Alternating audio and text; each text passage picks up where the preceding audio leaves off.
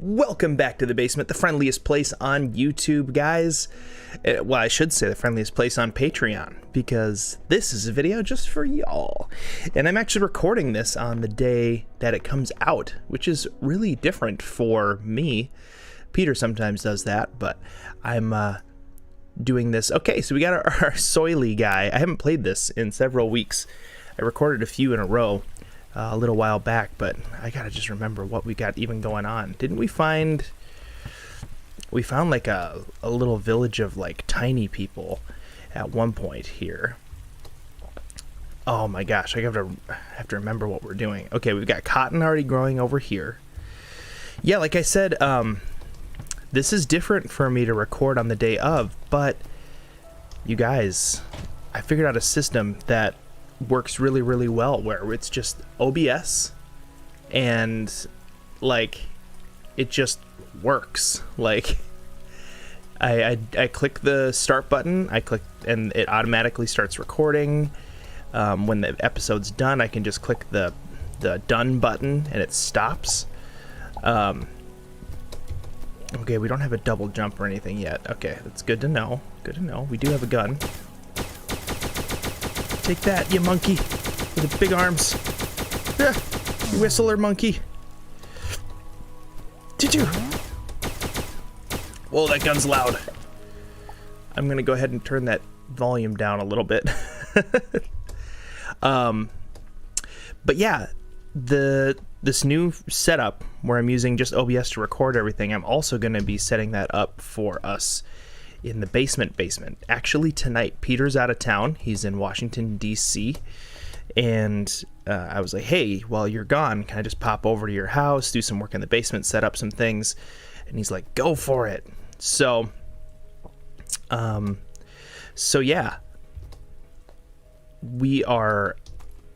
going to be heading over to his house, hanging out there for a couple hours. And you guys will get to know this before anybody else does, but I'm actually going to stream from over there. I won't probably have webcam because I'll be streaming from his setup. I suppose I could bring this webcam. It wouldn't be that hard to move it around. But I'm going to stream from the basement tonight. I'm going to set it all up and get everything all looking nice. I forget what we have for equipment here. Inventory. What's in our inventory? Doesn't look like we have... Okay, we do have the core fragments. We've just got to find the place to turn them in. And I wonder if we've done that already. Let's just go ahead and shoot to the spaceship. Gosh, it's been so long since I played this. Ooh, our spaceship is still out of order. Currently, only the planet below is accessible. Okay. The spaceship is silvery and looking cool. I really like our Rocket Man face mask. Oh, we're about to be hungry to death. Do I have any food in my inventory? Oh, yes. I've been planning it right ahead. Let's move this over here. Have ourselves some berries. Yum, delicious berries. Yum, delicious rice. Dude, that rice is plentiful when we grow that rice. And I like that we got a fluffy... Is that a ferret? Yeah, at first I thought it was a cat, but then it like stood up like that. That looks pretty ferrety. That's awesome. So we're going to go ahead.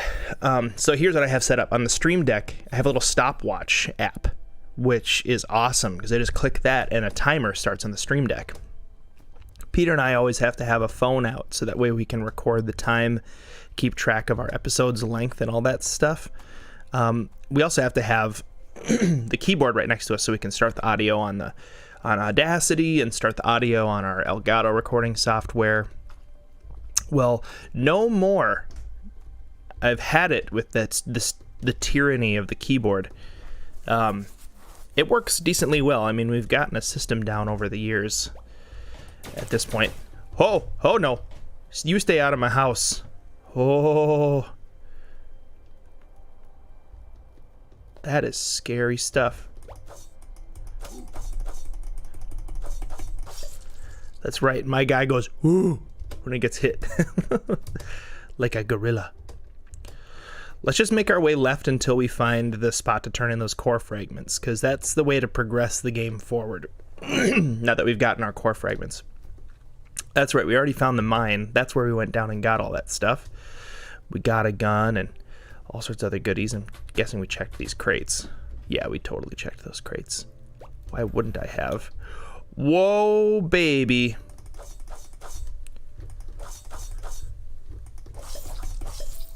Oh, yikes. Should probably heal myself here. Do I have bandages? I do. Just gonna use the little one, the little healing item. It is not too early in the morning right now. It's 8:30 in the morning. My wife and I yesterday did this, I guess you want to call it like a mental exercise, called the perfect average day. And it is awesome. Basically what you do is you take time, you sit down, and you just write out, and you go into like as much detail as possible. Okay, your perfect average day. So not like your perfect day where it's like, I go to Disney World and then I, accept the Pulitzer Prize. It's your perfect average day. So it's like, I wake up, it smells like this. I go and I do this. This thing happens. This is the music that I'm listening to while I do that. And you just go through the entire day listing out your perfect average day. And what you do is basically you start to, and there are no limitations. So if it's like, hey, my perfect average day, I don't work at my current job because I hate my job. So it wouldn't be a perfect average day if I worked there, right? But like a perfect average day, maybe you work from home, or maybe you go to your office, or maybe you are like an NFL sports star, right? But it would be a perfect average day. So then you'd have to factor in like what would be a perfect average day for an NFL guy, right? But you list out all this stuff, and what it does is it's really clarifying and shows you what things you should be working toward in your life. Because if that's your perfect average day, how can you set up things in your life so that way you can actually achieve that? So Lisa and I started the kind of writing out process yesterday. And for me, my day starts like it smells like vanilla and honey, because I love those smells, and that would be just like a great smell to wake up with. And that's like totally doable, right? Just have either an air freshener that smells like that in your room, or a candle, right? Oh, dude, we're finding so much cotton.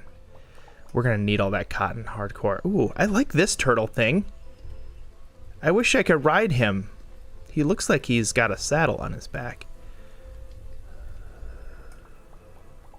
Desecrate the gravestone. It's a burial mound. Let's just chop it open and take all the stuff out of it.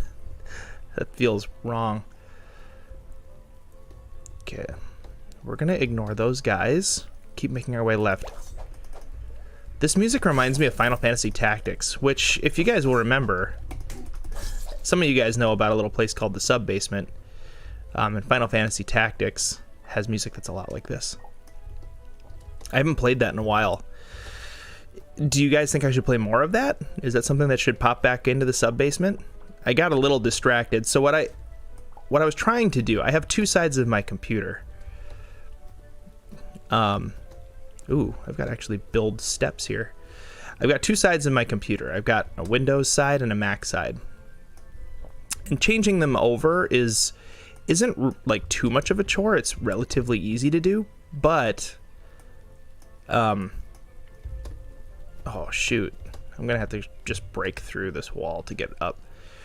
But the problem arises when I want to play a game. I usually have to switch over to the Windows side to be able to record it. And so I started Final Fantasy Tactics because that's a game that I could play on the Mac side of the computer. Well, then, of course, I go ahead and set up this awesome setup to be able to play Starbound, and this game is fantastic, right? So I'm continually going back to this one. But get some copper ore here. Might as well grab some of this too while we're up at it. Thank you. Pardon me. Itchy nose syndrome is still a thing in the early morning for Ted. Hopefully that'll be going away soonish. But yeah, what was I saying? I feel like I'm all over the place this morning with my talking and my conversations.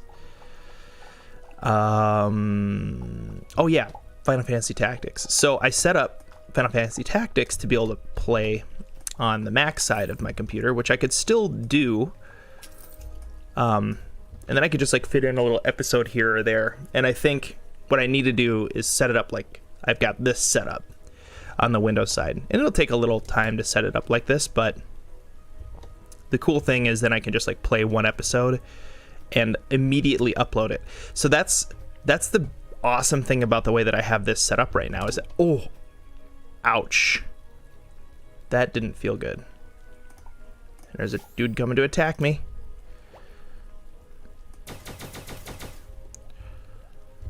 Ooh.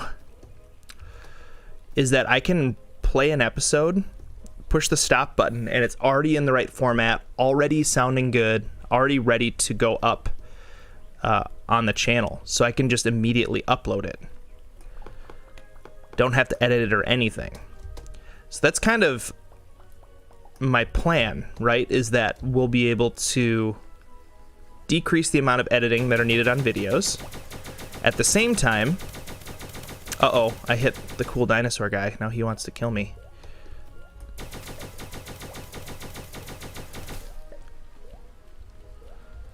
Take the wheat, take the corn, thank you very much.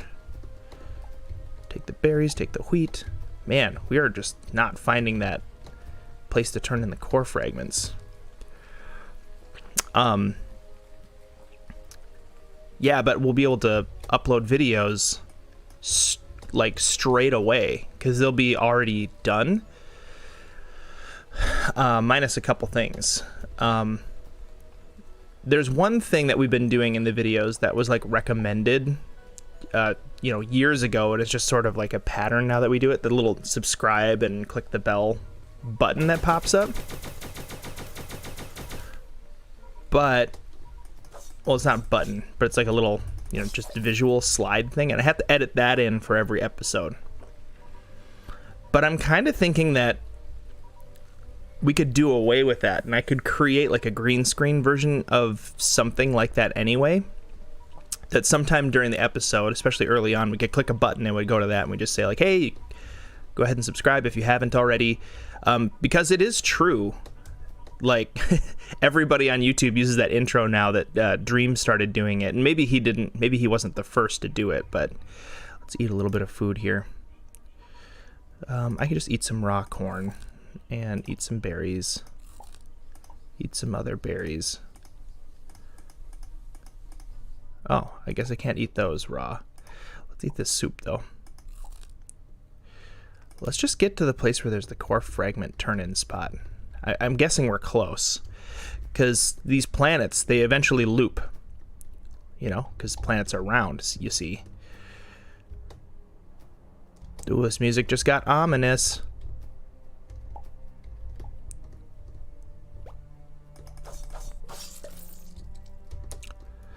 Ooh, a sleeping bag. We're going to make some baked potatoes and some boiled rice. The boiled rice is where it's at. You get so much rice from a rice plant. If you get a rice plant, you're good on food. That's just how it works. I'm gonna take a minute and rest here.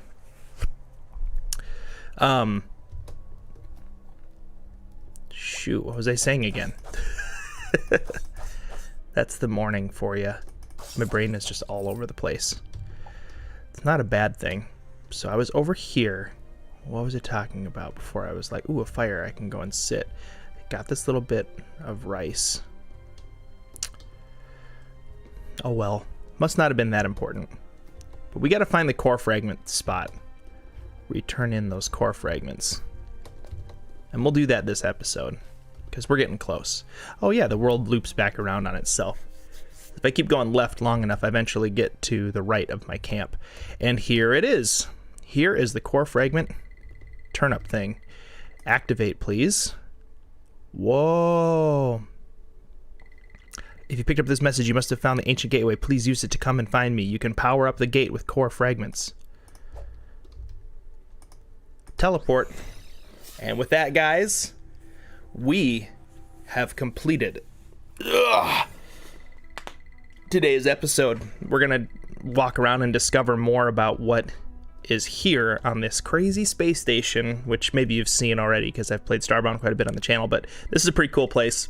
We're going to get some upgrades. We're going to get some neat stuff. We're going to progress the game a little further, be able to start traveling from planet to planet. So, Patreon guys, thank you so much for being patrons. And by guys, I obviously mean guys and gals. You're awesome. Thank you so much for everything that you're doing to help us continue to make more stuff and figure out how to put out more content quickly and easily. Until next time, basement dwellers, I think that you guys are more loyal than a puppy that smells steak in your pocket in the basement.